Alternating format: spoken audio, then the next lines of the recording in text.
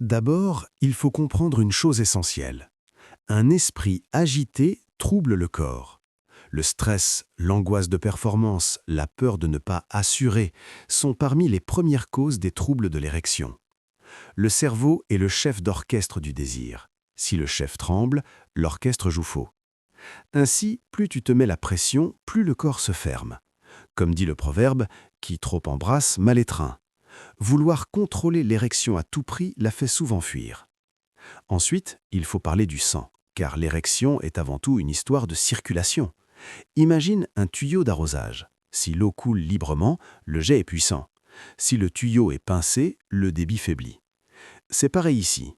Le sport, surtout la marche rapide, le cardio, la natation ou le vélo modéré, améliore la qualité de l'érection, car il renforce les vaisseaux sanguins.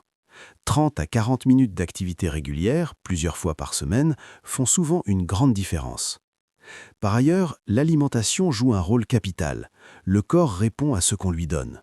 Trop d'alcool, trop de tabac, trop de gras, ce sont des freins. À l'inverse, une alimentation riche en fruits, légumes, poissons, noix et huile d'olive nourrit la circulation et le cœur.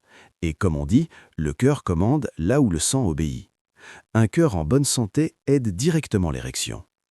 De plus, le sommeil est souvent sous-estimé. Pourtant, la testostérone se recharge principalement la nuit. Une nuit courte ou de mauvaise qualité, c'est comme vouloir partir en voyage avec un réservoir à moitié vide. Le moteur démarre, mais il manque de puissance. Dormir 7 à 8 heures aide énormément. Enfin, il faut aussi accepter que le désir ne se commande pas comme un interrupteur.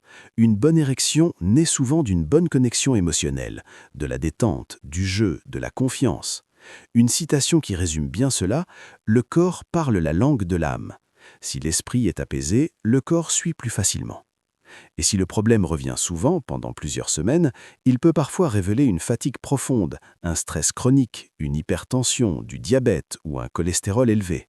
Dans ce cas, consulter un médecin est une démarche intelligente, pas une aveu de faiblesse. En une phrase, retiens ceci.